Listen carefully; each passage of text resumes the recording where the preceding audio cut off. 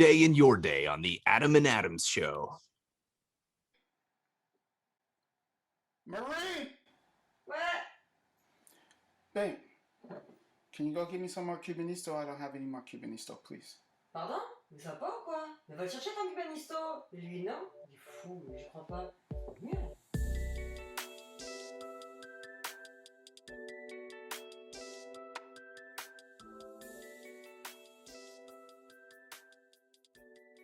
All right. Hello, everybody. Welcome to the Adam and Adams Show. I am your co-host, Adam Stilley. And with always, my partner in crime, Glenn. Got to hit it harder than that. Adam, a.k.a. Cincy de France. How are you? I'm great. Adam, how are you? I'm good.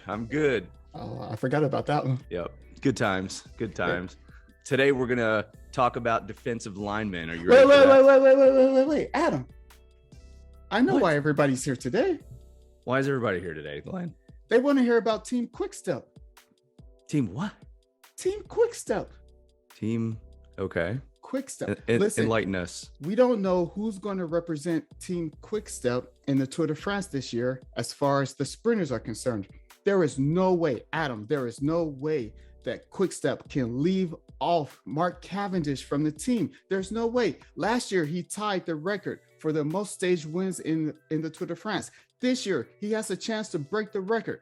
Yes, I understand he's 37 years old. Yes, I know you have Fabio Jacobsen on the team as well. I know he's like the best sprinter this year, but there is no way you can do that to Mark Cavendish and leave him off of the team. Is there? I mean, yes, you can send Cavendish to the Giro and Fabio Jacobsen to the Tour de France, but there's no way. You have to give him a chance to break the record. Am I right? I guess, yeah. I'll take your word for it. Team Quickstep, please, the fans need this. Please let Mark Cavendish compete at the Tour de France. He just needs one win to break the record. There's no way you can leave him off the team this year. None, zero, zip. Adam needs this. I need this. The cycling world needs this. Make it happen, Team Quickstep. Anyway, putting Who Dey in your day on the Adam and Adams Show. What time is it where you are, Glenn? It is now 6:08 p.m. All right, so it's dinner time for you. It's lunchtime for me, and usually this time of day I get pretty hungry. And you know what? It got me thinking. You and I are both from Cincinnati. You know what really sounds good right now? I can think of a bunch of things, but what? Yeah, I'm craving some Cincinnati cuisine, and it got me thinking. What would be, call it a top 5 list of Cincinnati foods? Do you have a list? As a matter of fact, I do. This is crazy. Every week. I mean, this is uncanny. Wow. This is great. This is crazy. Hit me with your list. Let's hear it. Okay. Simpatico. Well, when I was thinking of this list, as my stomach started growling, I was thinking of places in Cincinnati that I like to eat more than Cincinnati cuisine. So I think pretty much everybody knows my number one. But I'm going to start us off with number 5, and it's only number 5 because it's not there anymore. Uno's Pizza in Clifton. I miss that place. I love that place. Just the atmosphere, the pizza, and I'm going to say something controversial. Chicago pizza greater than New York pizza. Yes, I said it and I meant it. Chicago pizza. Matter of fact, Chicago pizza better than European pizza. Anywhere. I'm talking Italy. I hate the pizzas over here. But anyway, yes, Uno's Pizza in Clifton. I miss that place. I think there are still, 2? There might be one in Beachmont, I think. Number 4, I'm going to go Kings Island potato stand, those French fry wedges. I forget what it's called, the Potato Works, I think that's what it's called. And I remember being a little kid and my stepdad, he would just come pick me up and he was like, we're going to Kings Island. And it would be like at 8 o'clock at night. I'm like, what are we doing going to Kings Island at 8 o'clock at night? But we had season passes, so we would go and he would just order the French fries. We would walk in the park, we would walk through the park, we wouldn't write anything. We would order the French fries and we would leave.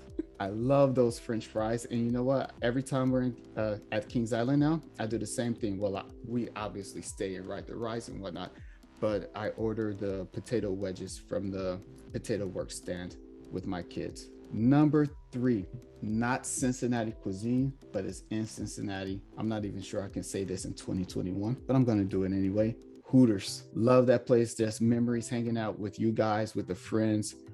We went there for the wings and the buffalo grilled chicken. Amen.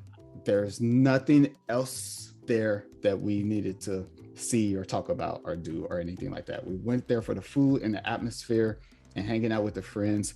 My number 2 is La Rosa's Pizza at the Cincinnati Zoo. One of my favorite things to do at the zoo is walk around and grab some La Rosa's Pizza when it's not too hot.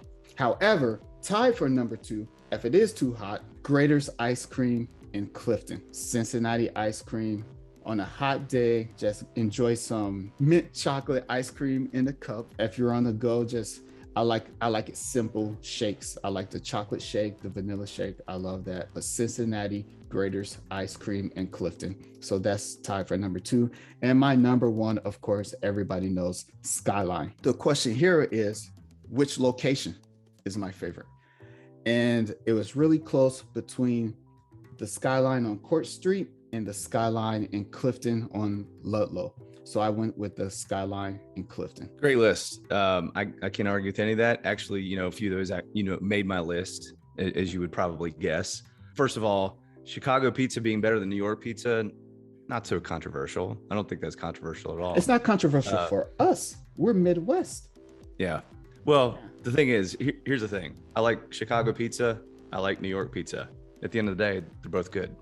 Why do we have to fight about this, people? Because there can only be one, as the Highlanders said. The one. There can only be one. And the Uno is on Beachmont. That's where I always went. It was delicious. Also, it's 2022. You said 2021 when talking about Hooters. So wow. I need to catch you up. All right. Need to catch you up. Oh my God. It goes fast, man. It goes fast. Yeah. No, good list. Good list. So we don't need to belabor the point. Skyline is my number 1. Everybody that knows me knows that that's my favorite cuisine. And I made this list as if somebody watching had never been to Cincinnati, and here's what you need to eat. Here's what you need to try. Skyline cheese conies, which is just a hot dog with Cincinnati chili and a mound of cheddar cheese on top. With mustard, onions, whatever you want. And Cracker Bomb. The Cracker Bomb, if you don't know, is when you take the Skyline oyster crackers and you put hot sauce on the cracker and eat it. And for the occasion, nice. I wore my Cracker Bomb t-shirt to celebrate this occasion. Nice. So yes, Skyline chili, La Rosa's, fantastic. Best pizza. Actually, my wife and I, we worked at La Rosa's right out of college as, I know servers. That. Yeah, but there's something about the sauce. It's kind of smoky and sweet at the same time, and it just hits right. It's really good. Zips. Have you been to Zips before? It's in Mount Lookout. Yeah, so Zips they're known for their burgers, their chili. Usually every year they're voted, the best, if not one of the best burgers in the city. They've been there for 95 years. It's a local dive place. It's small. There's a bar in the back, and then in the front, there's some tables. There's a train that circles the entire restaurant. So as you're eating, you can watch the train. It's kind of cool. It's just it's one of my favorite places. I absolutely love it. Montgomery Inn is probably that's one of my favorites. Montgomery Inn, for those who don't know, they're known for their ribs. They're the Ribs King. They have their own sauce you can actually buy in the store. I buy it down here where I live in Kentucky. It's fantastic. The ribs just fall off the bone and melt in your mouth, as they say. Jefferson Social downtown. It's real close to Great American Ballpark. Glenn, do you like tacos? Soft tacos. Okay. Not but the you like hard tacos. But I do. Okay. Yes. All right. Do you like cheese conies? Of course. Taconis. They have taconis. What? It's a taco cheese coney in one. And what is this sorcery? Yeah, and as the people say, it's to die for. So it's really, really good. Fantastic tacos. So that's my top 5. Oh, and of course, you have to get dessert. Graters, obviously. Black raspberry chip. Order it. You will not be sorry. I left something off. Uh-oh. A glaring omission. I am so sorry. Sunshine Deli, downtown. Oh no. I left off Sunshine Deli. Top 6. I put Graters on there. That's 6. Yeah, well, I already Sunshine had Deli. 6. Sunshine Deli. You go to Sunshine Deli, Google it. I don't have the address. I'll let you slide. Yeah. Yeah. Turkey club, mayo, pickles, lettuce, bacon. Oh, I love Sunshine Deli. Every time we're in Cincinnati, we go to Sunshine Deli. We take it to go. They got all types of great stuff back there. And we usually go sit on Serpentine Wall or something like that and have lunch. Oh man, I can't believe I forgot Sunshine. You didn't forget. You just told us. Go to Sunshine Deli. Wow. That's a horrible omission on my part. I'm sorry. You're forgiven. Thank you. You're Sunshine good. Deli people. All right, moving on. Who Day in Your Day on the Adam and Adams Show. Today we're going to talk about defensive line. We're going to talk about targets that we feel like the Bengals should look at in the draft. Glenn, if you compiled your top 5. I did compile my top 5, but really quickly, did you watch Moon Knight? Oh, yes. I was going to mention that. I did watch Moon Knight. What did you think? Oh, I loved it. What did you think? Okay, good. Oh, man. All right, I'm going to try to get not too spoilery, right? But you hit play on Disney Plus. The opening scene, you're like this. And you stay that way, though, for like almost an hour. It's like 50 minutes long. The opening scene sets the tone. You're like, the whole episode was great. It even made me really sad at one point. I don't want to. No spoilers. There was one point in the episode where he was somewhere. He was expecting someone. He asked somebody a question. The person answered it, and his response was, "No." My heart sank. Like no. Like I felt so bad for him. I felt so sad in that moment. And then like the action in it, and it's great. Awesome. I agree. I loved it. I thought it was really good. I'm interested. It's one of those shows that when it's over, you want to go to the next one, but it doesn't come out till next week. Yeah. So now we have to wait in suspense. And cupcakes were harmed in the making of this show. So yes, they were. I was a little bit sad about that too. But anyway, yes, very good. I'm glad you liked it. I did too. Good deal. Who Day in Your Day on the Adam and Adams Show. Let's talk about defensive line. Do you have a top 5? I do have a top 5. It was really hard to get value on this list, but I will start with my number 5, and it is Arnold Ebiketie out of Penn State, 6'2", 250. Pro Football Focus has him at 41 right now. Mock Draft Database has him at 51, up from 54. He's the perfect blend of power and speed. He's an edge pass rusher. He's going to stand up most of the time, so he's not going to be in a 3-point stance. For those of you who don't know, his hands not going to be in the dirt most of the time, but he is a pass rusher, defensive end. Might even get you a block kick or 2, even though I don't really expect that to happen at the NFL level. His acceleration is off the charts. He finished 2021 with 62 total tackles, 18 tackles for loss, 9.5 sacks. He went off, so he's a transfer. He transferred for Temple to Penn State, so only played 1 year at Penn State. He went off at Penn State against tougher competition. He's only going to get better. All right, I'll start with my number 1 guy. My number 1 guy. And I actually do think there's some value later on, but we'll get to that. Yeah, well, this guy is my number 1, not number 1 defensive lineman, my number 1 guy that I want the Bengals to target. Wow, okay? I'm excited. Yeah. This guy is 6'4", 325. He ran a sub 540, 4.9240. 47 tackles last year, 7.5 for loss, 4.5 sacks. As a freshman, he started 10 of 12 games. Do you remember last week, Glenn, when you said, "I know it when I see it," the eye test? Yes. Yep. Yes. He does not play on a good team, but he stands out, obviously. Travis Jones, interior defensive lineman from UConn. If you watch his Senior Bowl tape, there's this drill that they do where basically they're going head to head with, I think in this case it was a center maybe. And the way that Jones, he has really long arms, but the way that he just completely manhandled people was just unbelievable. Some of the mocks I've seen actually have the Bengals taking him at 31. That's what I was about to say. If they did, I wouldn't. It would not hurt my feelings. I would not be disappointed. Just Google Travis Jones, watch some of the tape. He's an impressive dude. I'm not saying he's Geno Atkins. He might be, but I think if the Bengals select him, I think you're going to be pretty happy watching him on Sundays. He had excellent production on 3 years of play. I liked him a lot. Dude that big shouldn't be able to pass rush the way he does. He shouldn't have had 8.5 sacks in 3 years, being that big. 19 tackles for loss. I mean, yeah, you're right. He's going to go before the Bengals pick in the second round, obviously. But yeah, the Georgia D-linemen aren't going to be there. I don't think it. 31. Wyatt might be there. Jordan Davis will be gone.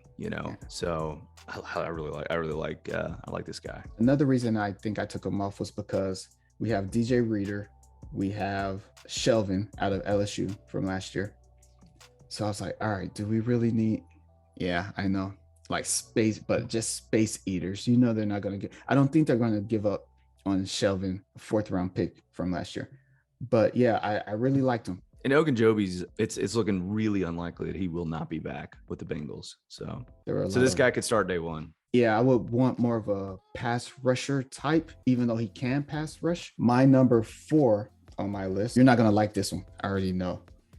Amari Barno, Virginia Tech, 6'5", 246. He ran a 4.3 40 at the combine.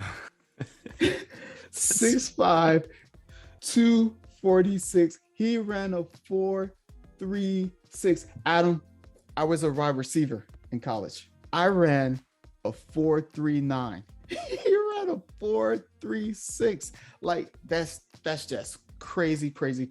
He has an incredible athletic profile. 16 tackle for losses in 2020. However, his stats are not there. When you think of a big, long, athletic guy who runs a 4.3 40, you would want more production out of him. However, he has like this vicious spin move. You know how you're playing video games and you just hit the circle button, or I guess it was B, and you would do like one of these super moves.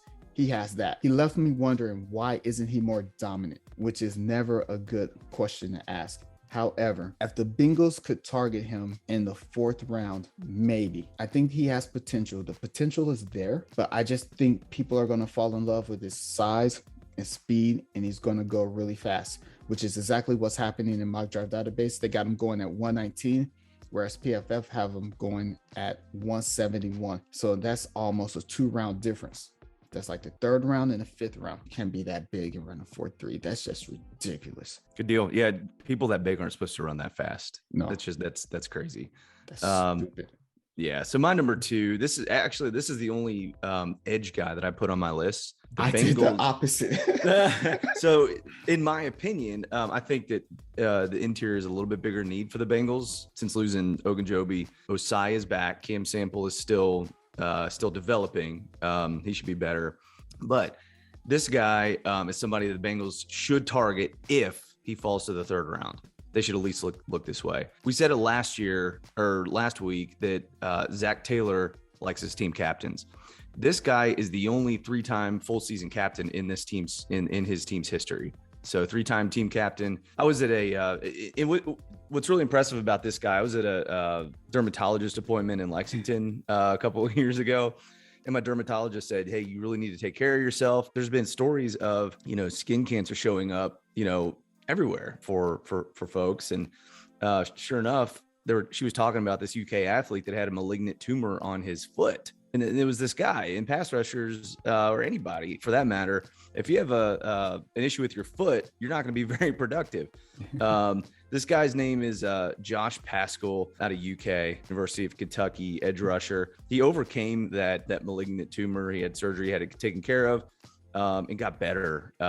So he was 2nd team All SEC, academic All-American after returning from his foot issue. He had 34 tackles, 9.5 for loss, 3.5 sacks, 2 forced fumbles the year after that. And then last year, his senior year, 15.5 tackles for a loss and 5.5 sacks.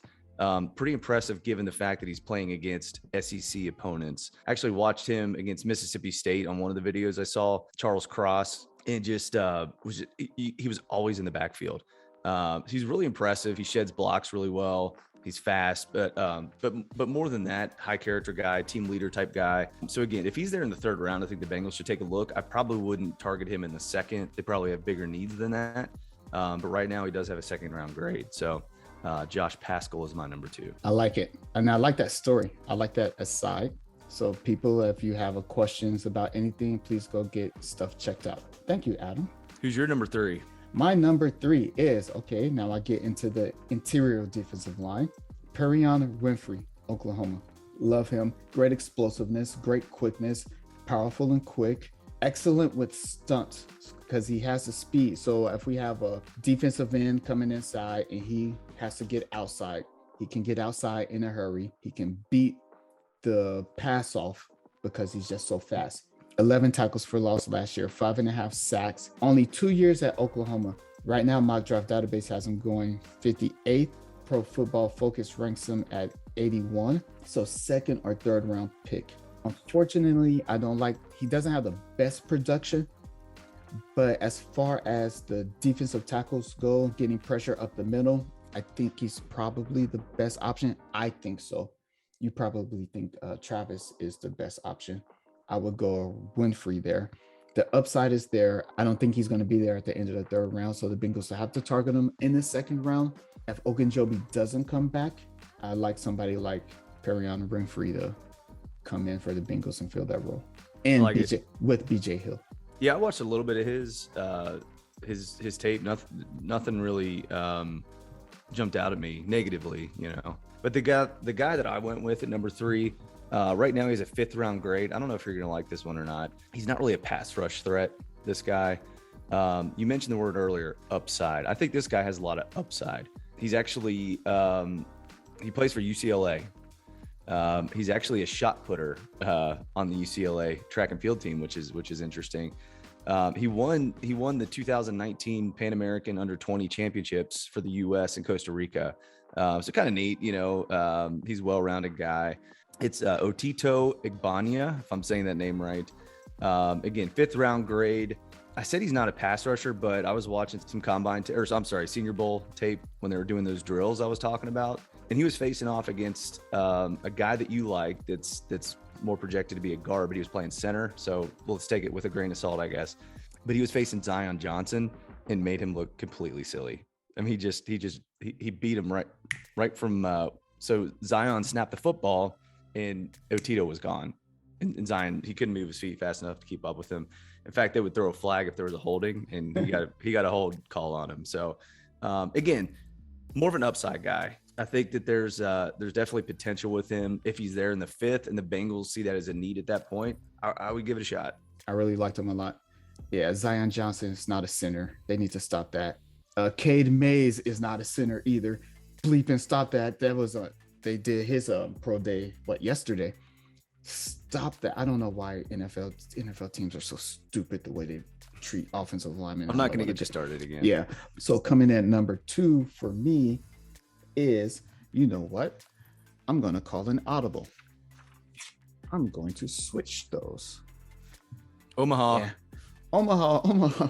Coming in at number 2 for me is Cameron Thomas out of San Diego State. A young guy, 22 years old. Last year, he had 71 tackles, 20.5 tackles for loss, 10.5 sacks. Those are some very good numbers considering where all these guys finished up last year. Those are excellent numbers. For his career, 155 tackles, 39 tackles for loss, 20 sacks in 3 years. So he had great production. He's a defensive end edge guy. So one of those guys who spends a lot of time standing up in 2-point stances, but he is an edge guy.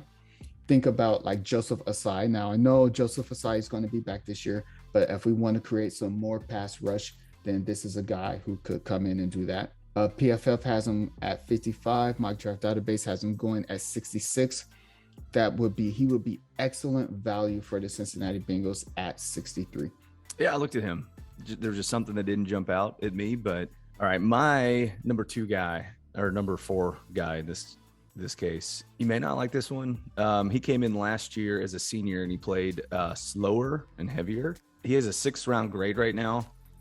I believe that had he not come in a little bit, some might say out of shape last year, that he would be taken in an earlier round. I think he'd have a higher round projection. But Jaden Peavy, Texas A&M interior defensive lineman. He's 6'6", 318.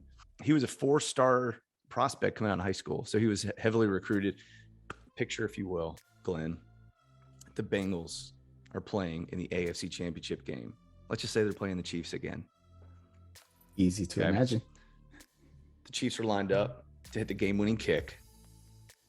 Kicker strikes the football. The field goal is blocked.